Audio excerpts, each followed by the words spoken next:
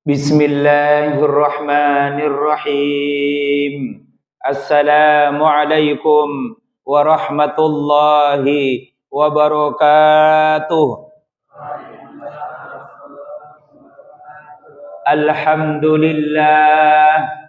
Alhamdulillahilladzi amarna bil ittihadi wal i'tisam bihablillahil matin. Nashhadu an la ilaha illallah iyyahu na'budu wa iyyahu nasta'in wa nusalli wa nusallimu ala nabiyyina Muhammadin sallallahu alaihi wasallam al-mab'utsu rahmatan lil alamin. Allahumma arhamna bil Qur'an waj'alhu lana imama wa nura wa huda wa rahmah. Allahumma dzakkirna minhu ma nasina wa 'allimna minhu ma jahilna warzuqna tilawatahu ana al-laili wa atrafan nahar waj'alhu lana hujjatan ya rabbal alamin. Allahumma inna nas'aluka ilman nafi'a wa rizqan wasi'a wa shifaan min kulli da'in bi rahmatika ya arhamar rahimin. Allahumma faqihna fid din wa 'allimna at-ta'wil bi rahmatika ya arhamar rahimin. Amin amin ya rabbal alamin. Ma'asyiral muslimin wal muslimat arsyadakumullah. Rasulullah sallallahu alaihi wasallam di dalam sabdanya menyampaikan, wa idza asbahta, apabila kalian berada di waktu pagi, wa qara'ta sayyidal istighfar, dan kalian baca sayyidul istighfar, wajabat lahul jannah, maka wajib hukumnya orang itu masuk surga. Wa idza amsayta, dan apabila sampai kepada waktu sore, wa qara'ta sayyidal istighfar, kemudian kalian baca sayyidul istighfar, wajabat lahul jannah, maka wajib hukumnya orang itu menjadi ahli surga. Maka kita semua yang duduk di majelis taklim ini menginginkan semuanya menjadi ahli surga. Oleh karena itu, amalannya ahli surga. Di waktu pagi dia membaca sayyidul istighfar, dan mari kita baca bagi mereka yang belum membaca pada pagi hari ini, karena kita tidak mengerti. Bisa jadi setelah pulang dari majelis taklim ini, layeh-layeh di rumah, tak taunya langsung dipanggil keharibaan Allah subhanahu wa ta'ala. Sebelum itu terjadi, mari kita bersama-sama membaca sayyidul istighfar. Bismillahirrahmanirrahim. Allahumma anta rabbi la ilaha illa anta khalaqtani wa ana abduka wa ana ala ahdika wa wa'dika mastata'tu a'udzu bika min syarri ma sana'tu abu'u laka bi ni'matika alayya wa abu'u bi dzambi faghfirli fa innahu la yaghfiru adz-dzunuba illa anta. Amin ya rabbal alamin. Jadi kalau Bapak Ibu sudah pagi hari ini baca sayyidul istighfar, meninggal antara pagi sampai sore, wajabat lahul jannah, wajib hukumnya masuk surga. Pertanyaannya, Bapak Ibu pengen masuk surga apa tidak? Nah, kalau pengen masuk surga, meninggallah antara pagi ini sampai sore. Kalau sudah lewat waktu sore, sorenya harus baca. Kalau enggak baca, ya enggak ada jaminan ahli surga. Nah, pagi ini kita udah baca, Pak. Maka monggo masing-masing berdoa, mudah-mudahan dipanggil keharibaan Allah antara pagi sampai sore. Kira-kira setuju apa enggak? Ridho apa enggak, Bu? Hah? Ridho apa enggak, Pak? Hah? Nek ridho, ayo kita bacakan doanya. Ya enggak tahu nanti yang kena siapa. Ribon, mau dibaca doanya? Hah? Siap ya? Yuk bareng-bareng. Sing muda-muda aku ora ikut membaca katanya. Sing kanan ini loh, Pak. Bismillahirrahmanirrahim. Allahumma rzuqni syahadatan fi sabilik waj'al mauti fi baladi rasulika sallallahu alaihi wasallam. Bapak Ibu sekalian yang dimuliakan Allah Subhanahu wa taala, ada saudara kita, teman kita, kerabat kita, orang tua kita, kakek kita, jamaah kita, Bapak Tiarso. Namanya satu aja. Bapak Tiarso. Yang ternyata beliau sudah dipanggil kehariban Allah terlebih dahulu. Mudah-mudahan alam kuburnya dijadikan menjadi bagian dari taman-taman surga. Pada waktunya nanti, Bapak Ibu juga akan dibacakan doa seperti ini. Pada waktunya. Saya tidak tahu. Apakah besok hari Senin atau besok hari Jumat, kita nggak tahu. Maka rajin-rajinlah mendoakan orang yang sudah dipanggil kehariban Allah, karena suatu saat yang akan didoakan itu adalah kita semuanya. Saya nggak tahu siapa yang lebih dulu. Biasanya yang lebih tua lebih dulu dari yang muda apa enggak?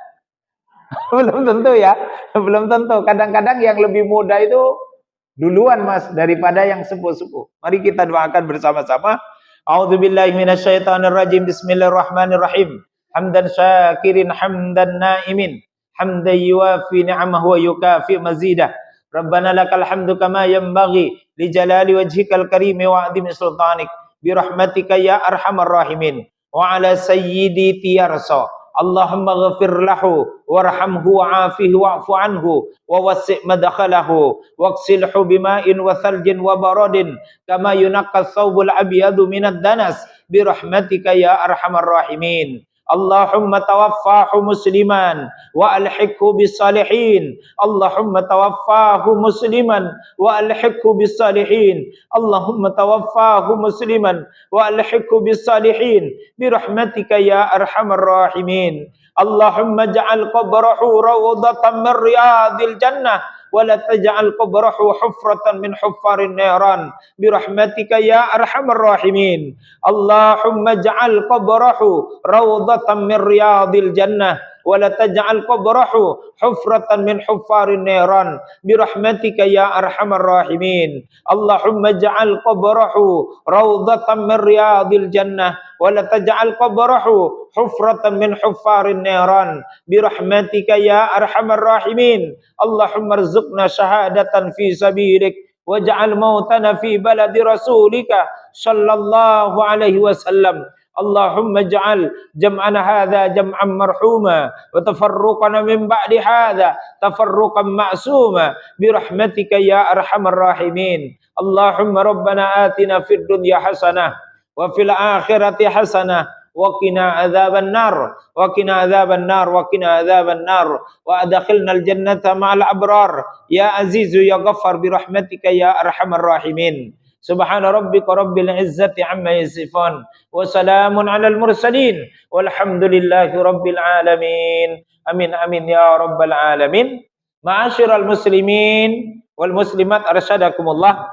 Allah Subhanahu wa taala berfirman di dalam Al-Qur'anul Karim, "Wala taqulu liman yuqtalu fi sabilillahi amwatun bal ahya'un walakin la tash'urun."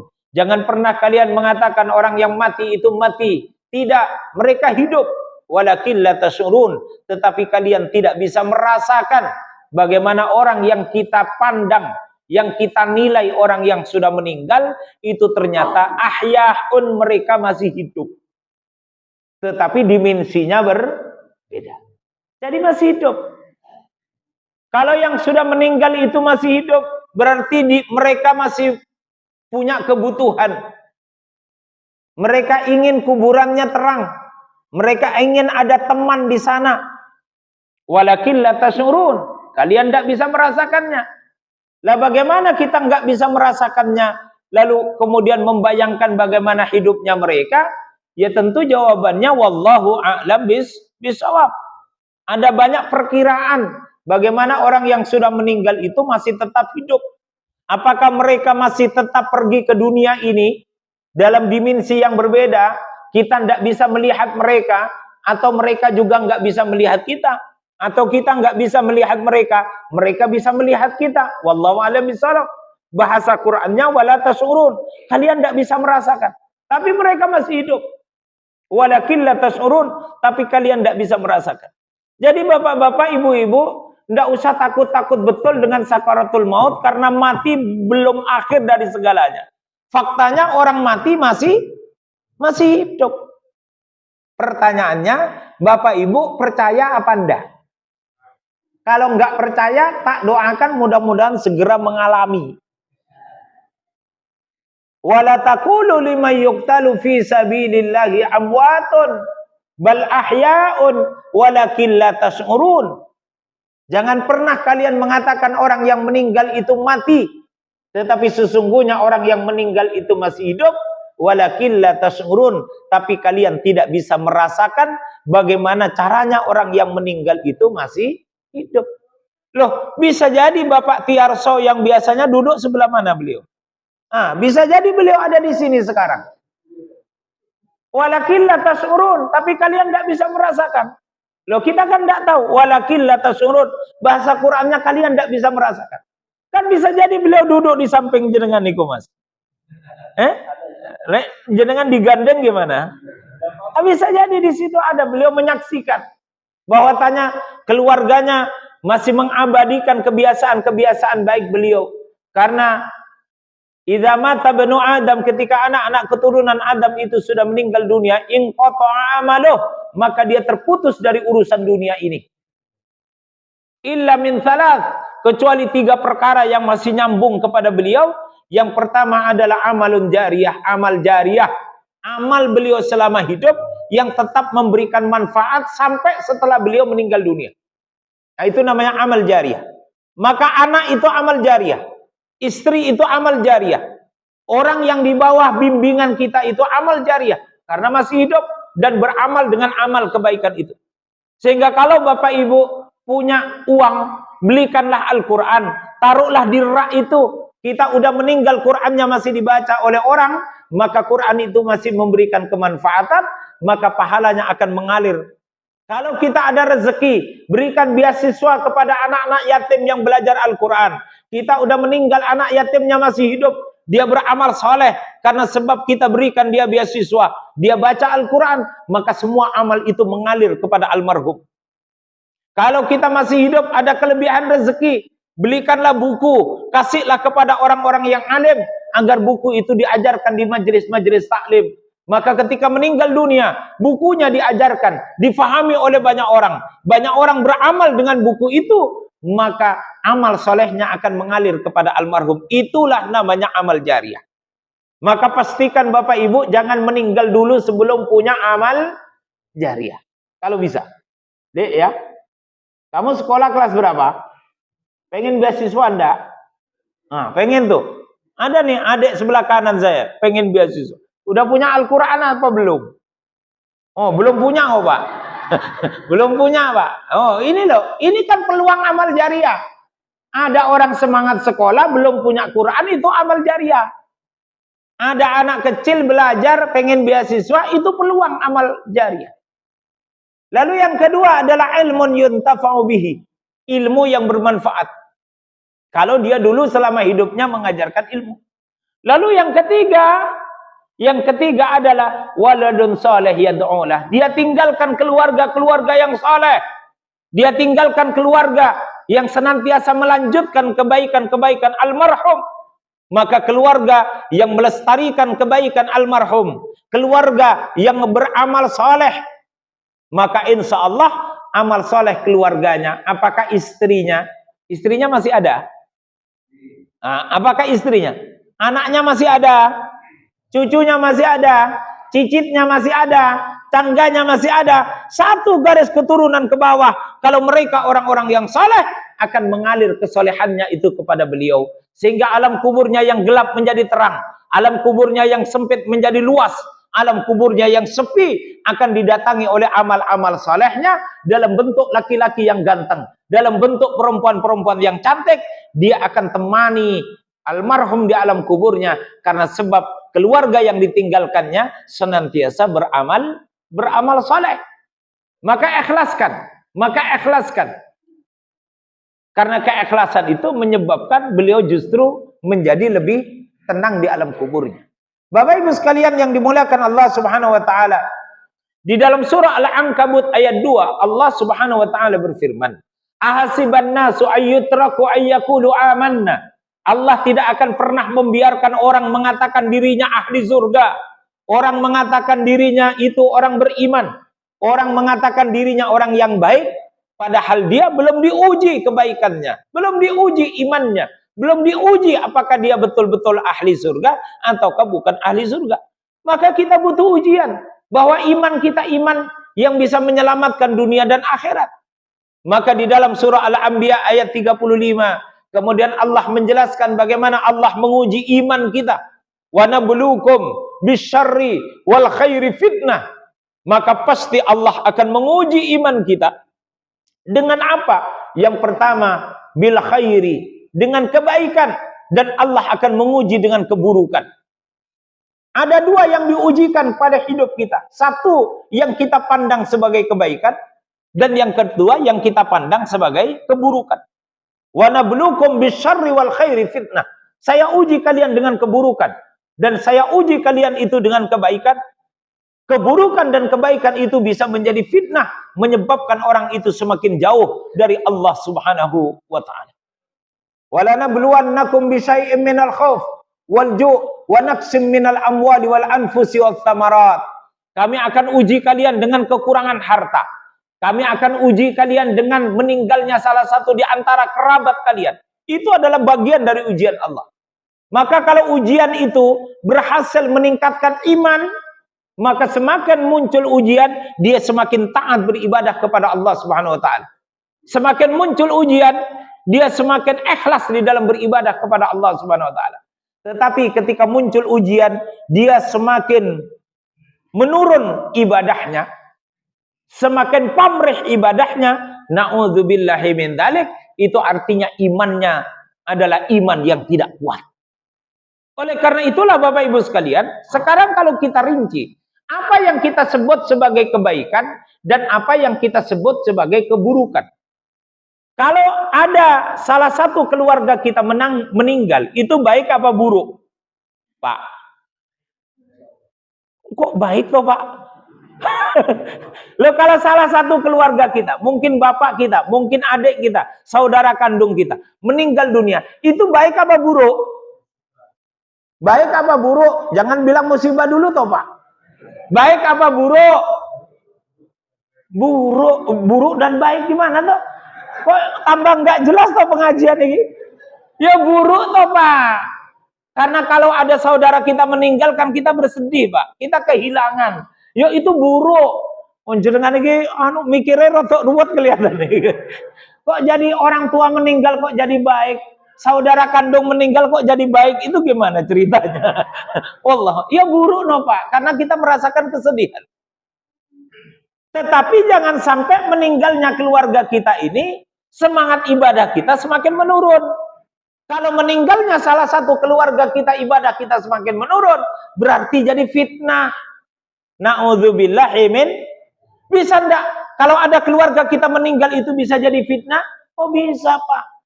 Saya punya jamaah yang sering pengajian di Masjid As-Salam Jumat sore. Beliau punya anak sematawayang, sudah punya istri, punya anak 2. Masih usia 35 tahun. Tidak ada gejala sakit apapun. Dia melaksanakan tugas di luar kota. Katanya di luar kota itu batuk-batuk, terus pingsan, terus meninggal Pak. Sehingga apa yang terjadi kepada si ibunda ini? Yang diamanahi oleh Allah hanya anak laki-laki sematawayang saja. Dia mengatakan, ya Allah, kenapa anakku yang meninggal, bukan aku? Karena aku udah selesai dengan kehidupan dunia, kata ibunya.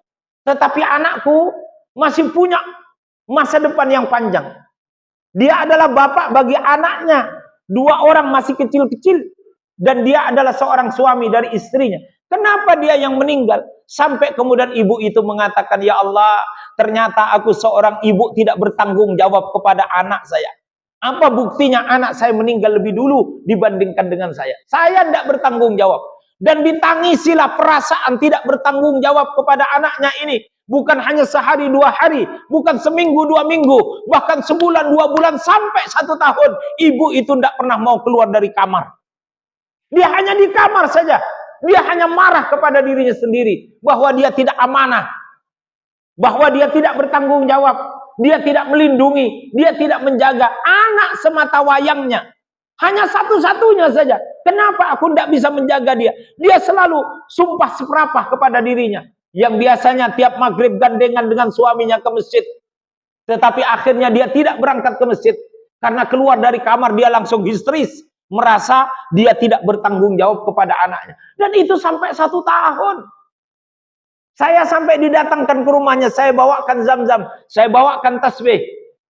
Saya dibilang oleh suaminya, Pak Ustadz, istri saya tidak bisa keluar dari kamar. Saya tidak mau ketemu kalau di kamar. Saya tunggu di ruang depan, di ruang tamu, kata saya. Dan akhirnya barulah itu keluar ke ruang tamu, ketemu saya. Oh, ternyata jamaah pengajian. Kalau ustadz yang ngisi pengajian, saya mau ikut pengajian, kata dia. Lalu saya ajarilah bacaan-bacaan, saya pegangin tasbih, lalu saya kasih, karena di situ ada pisang. Saya kasih pisang, dia makan 1 biji. Suaminya senang karena istrinya mau makan. Dia nggak mau makan sudah. Saya beri air zam-zam, dia minum air zam-zam itu. Maka saya minta tasbihnya diputar terus. Dan akhirnya saya pulang karena udah tenang, dia mau minum, mau makan. Habis itu katanya masuk lagi ke kamar, Pak. Nggak mau keluar. Dikasih makan, nggak mau makan. Selama 1 tahunan sampai akhirnya beliau meninggal dunia. Ini kan meninggal anaknya itu jadi fitnah. Bukan anaknya yang keliru, tapi kita keliru untuk merespon munculnya sakaratul maut yang seharusnya meninggalnya salah satu keluarga kita meningkatkan ibadah kita kehadiran Allah Subhanahu wa taala, tetapi justru sebaliknya meninggalnya anaknya itu menjadi fitnah bagi ibunya. Na'udzubillahi min dzalik. Oleh karena itulah Bapak Ibu sekalian, kebaikan yang ada di sekitar kita bisa menjadi fitnah. Keburukan di antara kita pun bisa menjadi fitnah. Wa ilaina turja'un, maka kembalikanlah semuanya kepada Allah Subhanahu wa taala. Kalau itu menyangkut sesuatu yang menyenangkan, kita akan mengatakan apa? Alhamdulillah. Kalau itu menyangkut sesuatu yang menyedihkan, kita akan mengatakan inna lillahi wa inna ilaihi raji'un. Wa basyiris sabirin. Maka berbahagia orang yang dapat rezeki, dia mengucapkan alhamdulillah. Pada akhirnya berbahagia dia dengan adanya orang yang dipanggil kehadiran Allah. Mudah-mudahan husnul khotimah. Bapak Ibu sekalian yang dimuliakan oleh Allah Subhanahu wa taala. Pertanyaan yang kedua tentang kaya dan miskin. Kaya itu baik apa buruk, ibu-ibu yang di belakang? Kaya itu baik apa buruk? Baik deh.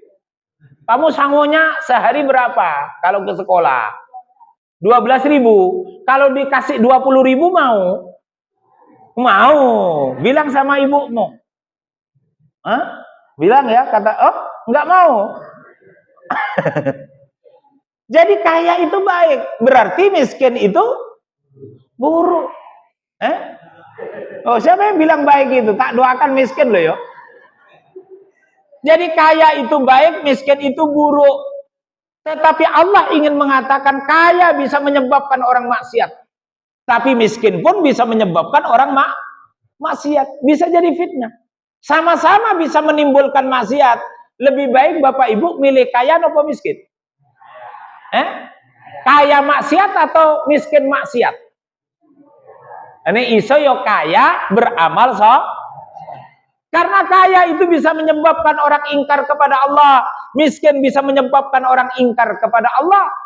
Karena kaya dan miskin itu atau baik dan buruk itu adalah ujian dari Allah, dua-duanya bisa menjadi fitnah. Maka kembalilah kepada Al-Qur'an. Ibu-ibu, kalau suruh milih suami kaya, suami miskin, milih yang kaya atau miskin, Bu? Kaya, Pak. Kaya. Tetapi mohon maaf, survei mengatakan, tapi tidak di sini nih Pak, di tempat lain.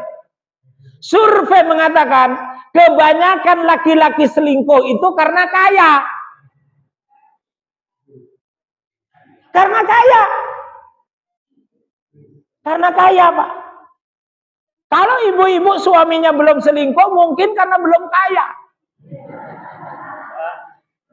Ayo, pengen punya suami kaya apa enggak, Bu? Saya kasih contoh. suaminya miskin. Ini suaminya miskin nih. Cekcok di rumah. Kan biasa toh, cekcok di rumah.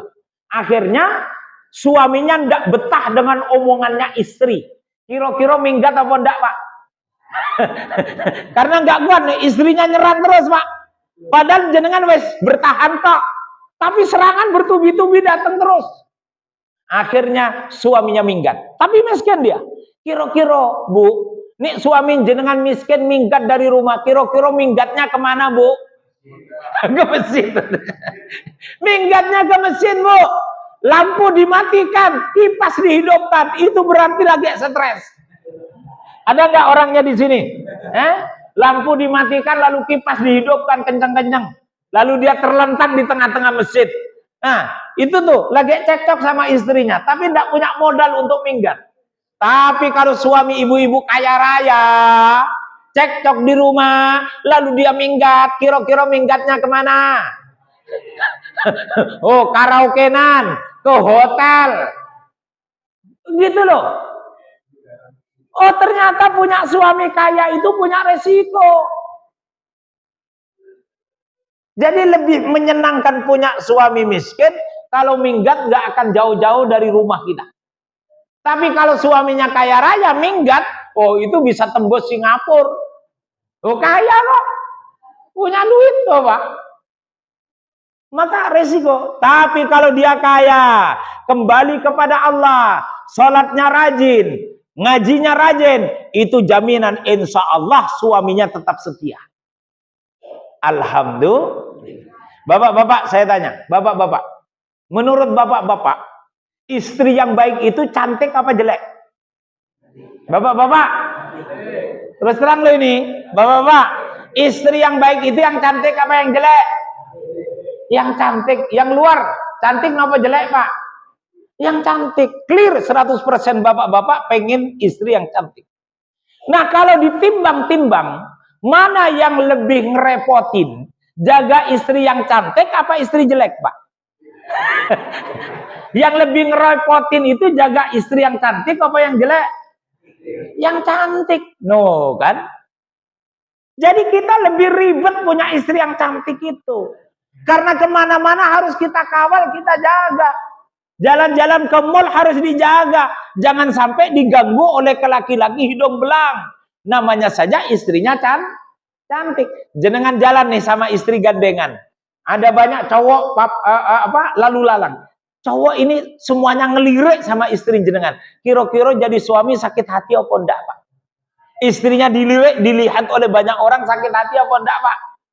Oh sakit hati, repot, Pak. Coba kalau istri bapak-bapak jelek. Datang ke mall, empun, jenengan mau tinggal duduk saja sambil minum kopi. Mang, wes masuk kono, beli apa kebutuhanmu, aku tunggu di sini. Jadi istrinya puter-puter sendirian aman, Pak. Orang ngelirik saja ndak mau, istrinya jelek. Kan santai toh, Pak, punya istri jelek itu. Ayo, lebih enak istri jelek apa cantik, Pak? Oh, tetap cantik. Coba, kalau hari pertama ijab kabul istrinya cantik, 20 tahun yang akan datang cantiknya meningkat apa menurun? Menurun. Kalau sejak ijab kabul istrinya sudah jelek, 20 tahun yang akan datang dia tetap jelek, stabil. Antara stabil dengan menurun lebih baik yang mana? Menurut ilmu statistik, stabil apa menurun? Stabil. Berarti lebih menguntungkan punya istri jelek apa cantik?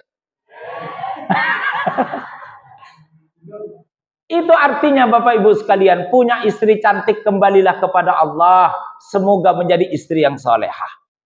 Punya istri yang jelek tidak usah sumpah serapah. Bersabarlah, kembalikan kepada Allah. Insya Allah mudah-mudahan menjadi istri yang solehah. Mohon maaf, saya sampai jam berapa? Aku baru pertama soalnya. Sampai jam berapa, Mas? MC? Panjang loh 5:30 itu. 5:30 beneran ini. Oh, luar biasa ini.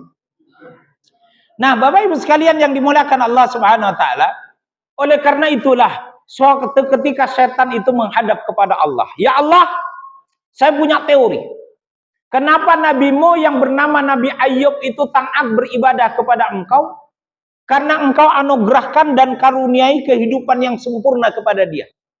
Diberikan harta benda yang melimpah, diberikan istri yang solehah, diberikan anak-anak keturunan yang bagus.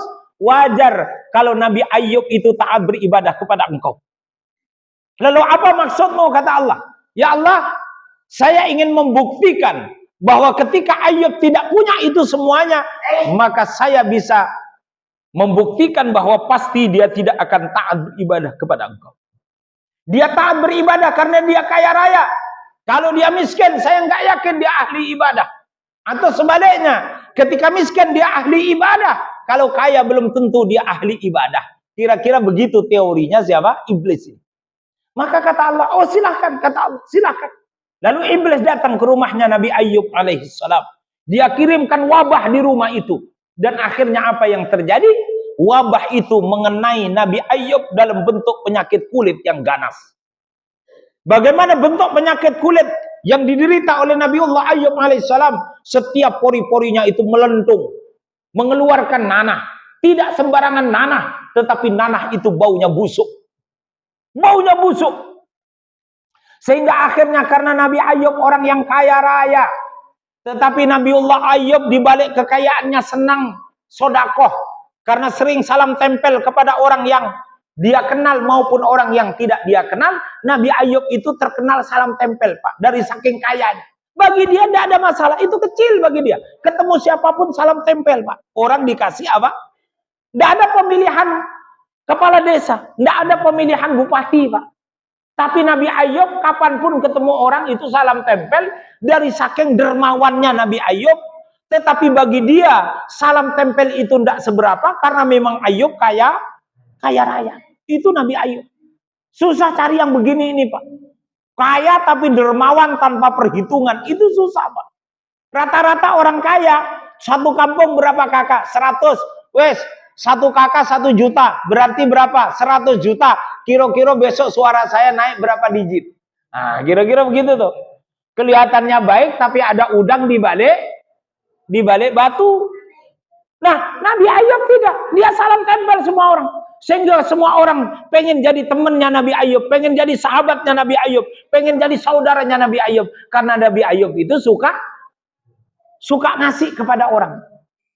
Maka ketika Nabiullah Ayub terkena oleh penyakit, akhirnya tanahnya dijual untuk berobat, belum sembuh. Dia jual emasnya untuk berobat, belum sembuh. Dan akhirnya apa yang terjadi? Rumah harta kekayaan yang terakhir pun akhirnya dijual oleh Nabiullah Ayub alaihi salam, tetapi penyakitnya juga tidak sembuh. Bu, kalau jenengan punya suami penyakitan begini ini, sudah habis semua hartanya, udah 5 tahun dia nggak bisa ngapa-ngapain, kira-kira tetap setia mendampingi apa enggak, Bu? Bu, masih tetap setia mendampingi apa enggak? Hah? Oh, tetap setia, luar biasa. Istri bapak-bapak ini luar biasa. Di eman-eman punya istri begitu itu, Pak.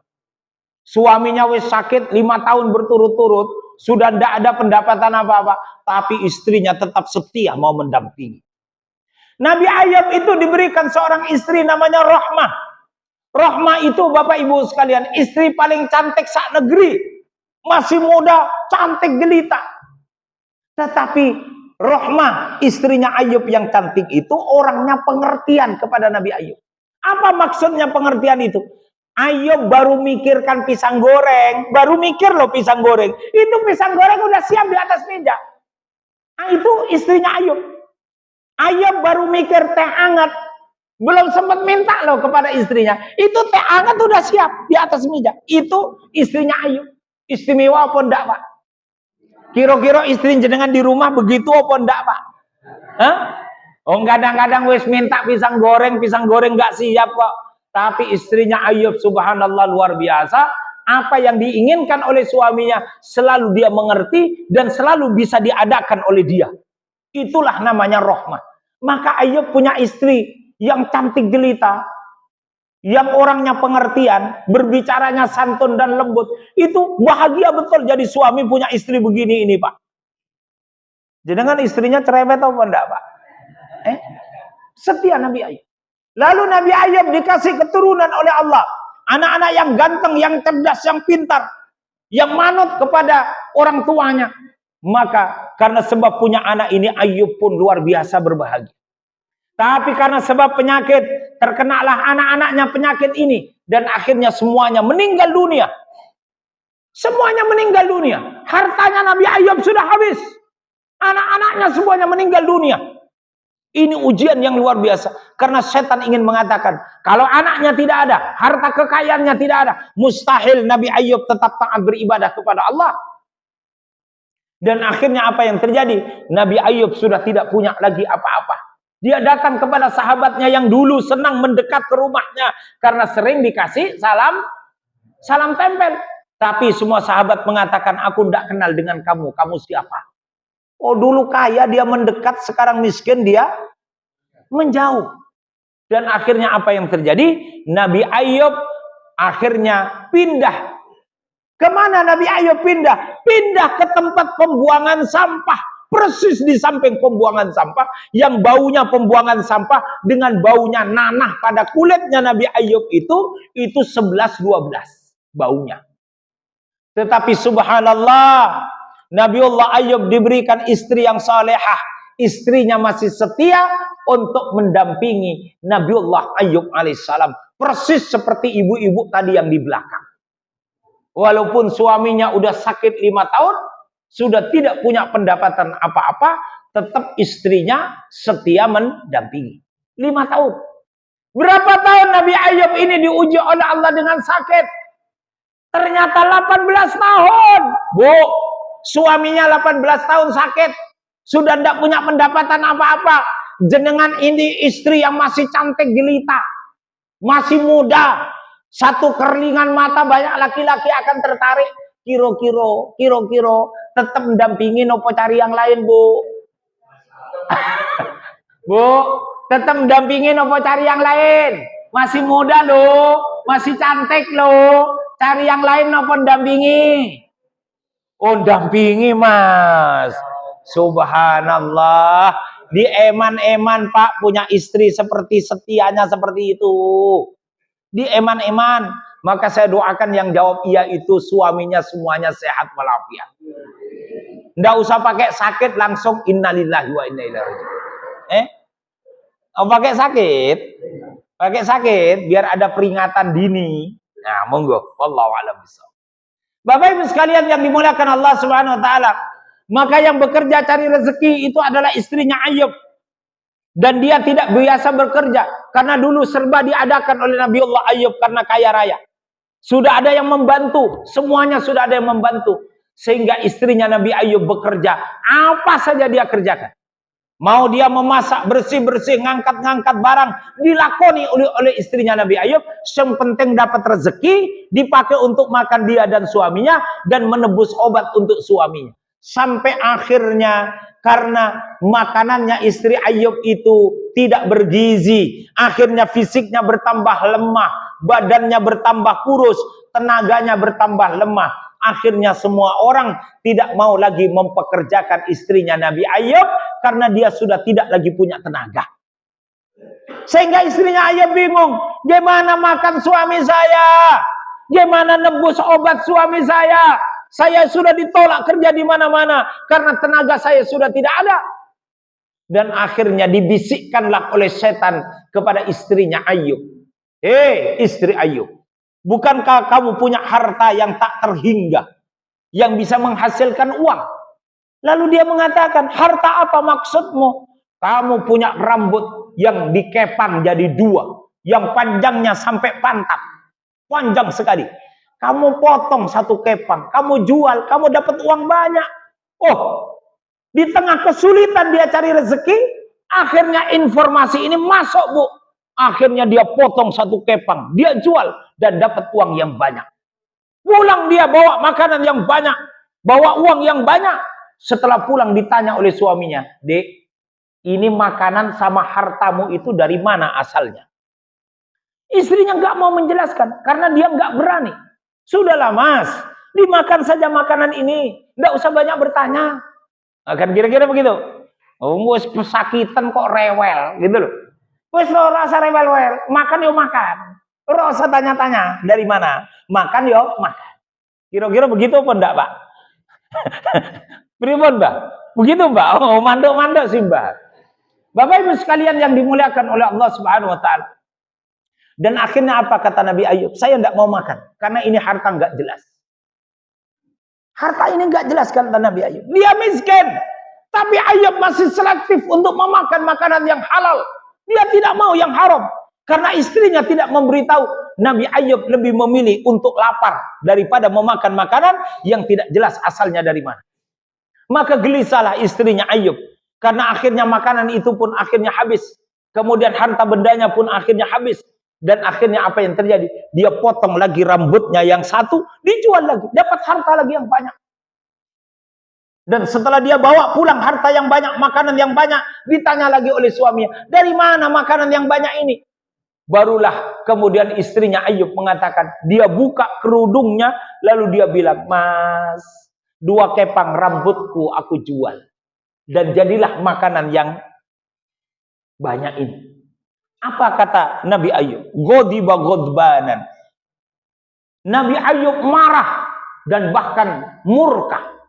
Sehingga dia mengatakan, wahai istriku, kenapa engkau potong rambutmu tanpa seizinku? Kata si Nabi Ayub. Sampai kemudian dari saking marahnya Nabi Ayub, kalau besok aku sembuh, kata Ayub, saya akan pukul kamu 100 kali. Karena dari saking apa? Marah. Coba bayangkan, Bu, pesakitan 18 tahun. Makan minum jerih payah istrinya. Sekali istrinya berbuat keliru, disumpah serapai, mau dipukul 100 kali. Bu, kira-kira masih dampingin apa minggat? Bu, masih dampingin apa minggat? Disumpah serapai mau dipukul 100 kali. Bayangkan apa tidak? Kalau pakai tongkat pramuka dipukul 100 kali. Kira-kira cacat permanen apa enggak? Masih setia dampingi, Bu?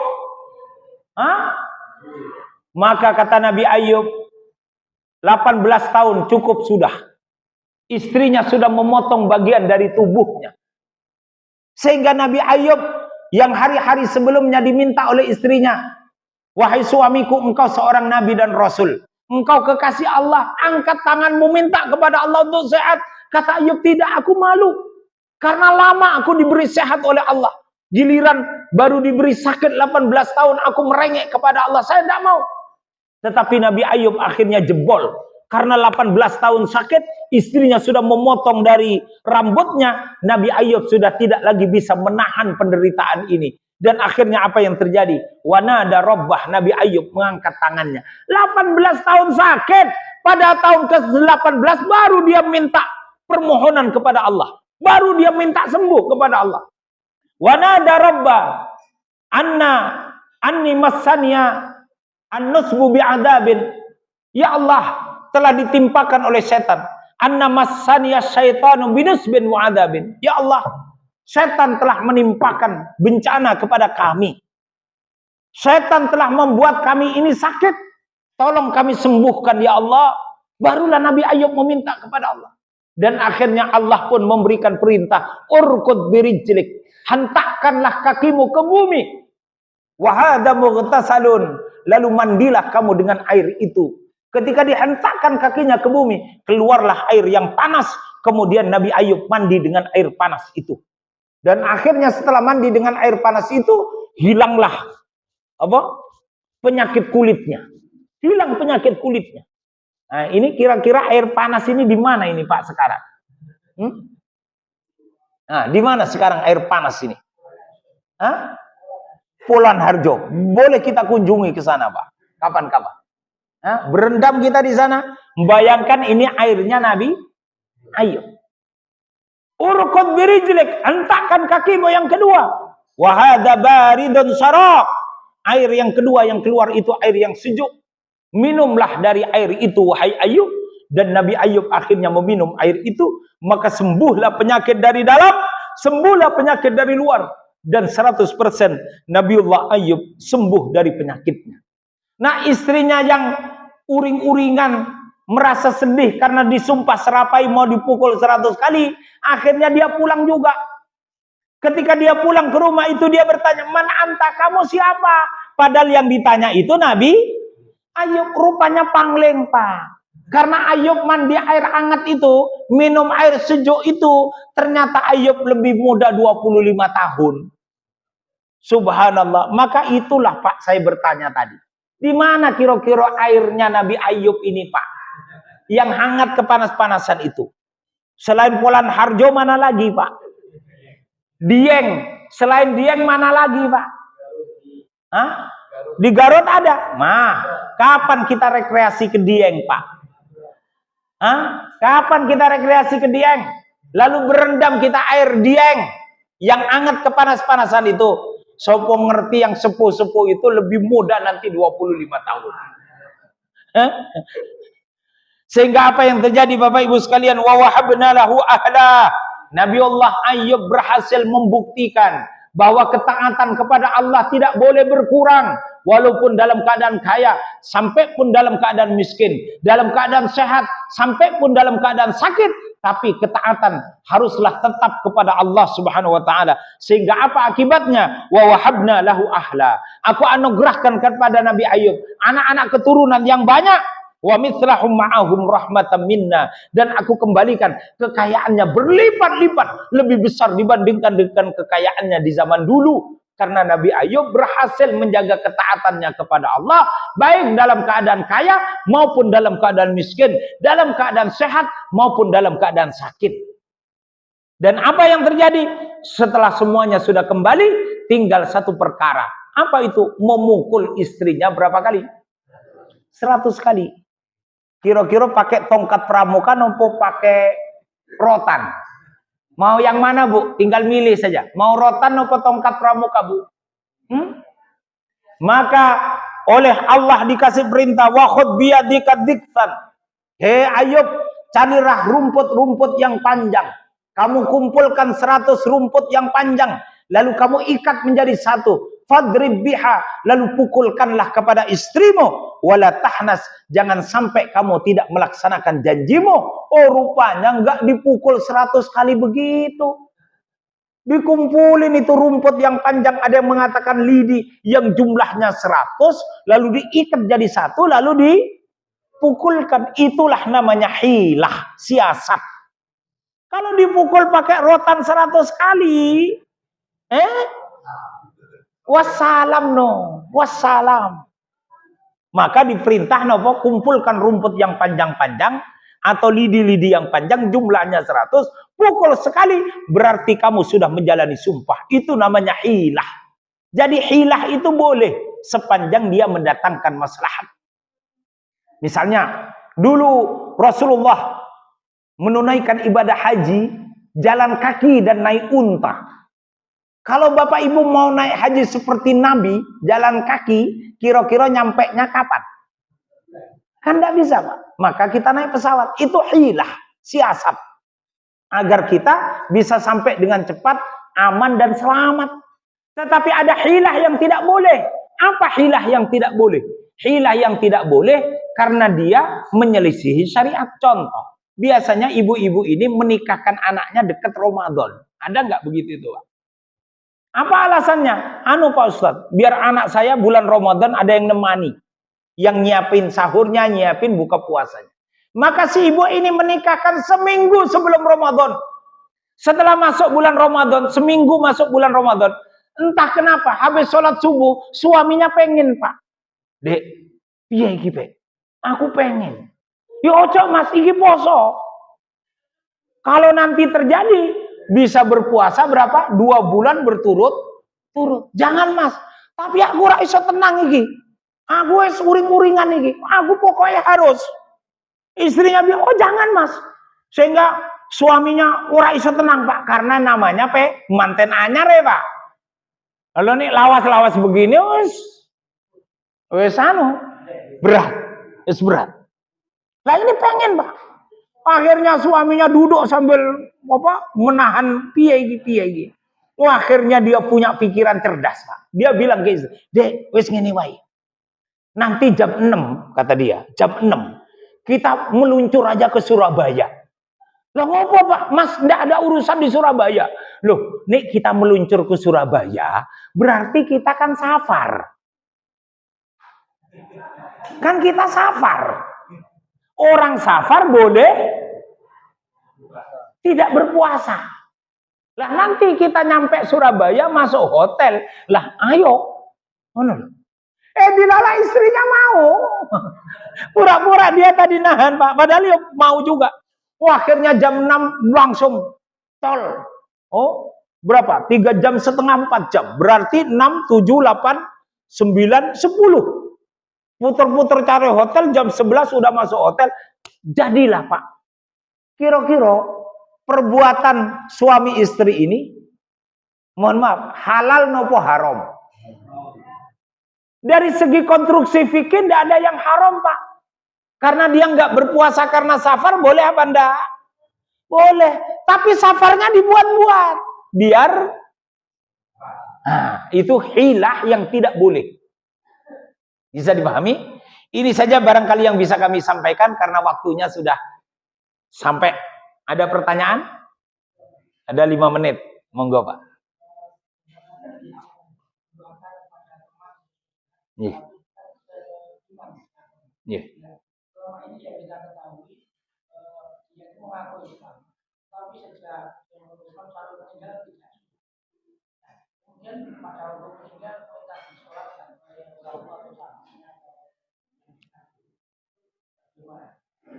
Bapak Ibu sekalian yang dimuliakan Allah Subhanahu wa taala. Jadi masalah Islam dengan bukan Islam itu kembali kepada rukun Islam. Apa syaratnya orang Islam itu? Antashhada alla ilaha illallah wa anna Muhammadar Rasulullah. Engkau mengikrarkan bahwa tidak ada Tuhan yang disembah kecuali Allah dan Nabi Muhammad utusan Allah. Jadi orang yang sudah mengikrarkan asyhadu alla ilaha illallah wa asyhadu anna Muhammadar Rasulullah, berarti dia Islam. Bahwa kemudian dia melakukan dosa besar seperti tidak sholat, tidak berpuasa, atau melanggar peraturan yang lain, itu tidak menggugurkan keislamannya. Dia tetap Islam. Bisa dipahami ya? Itu menurut Ahlus Sunnah wal Jamaah. Tapi menurut kelompok Khawarij, nah jenengan bukan termasuk Khawarij toh Pak. Khawarij itu yang gampang-gampang mengkafirkan orang itu loh Pak. Hukum mati, nah itu Khawarij Pak. Nah kalau Khawarij beda. Orang yang berdosa besar itu otomatis menjadi orang kafir. Tapi kan kita bukan Khawarij, kita Ahlus Sunnah wal Jamaah. Jadi orang yang sudah mentakrirkan, menyatakan dirinya tidak ada Tuhan yang disembah kecuali Allah dan Nabi Muhammad utusan Allah, berarti dia Islam. Bahwa dia nggak sholat, bahwa dia melakukan perbuatan dosa, itu berarti dia orang Islam yang berbuat dosa. Tapi tetap Islam.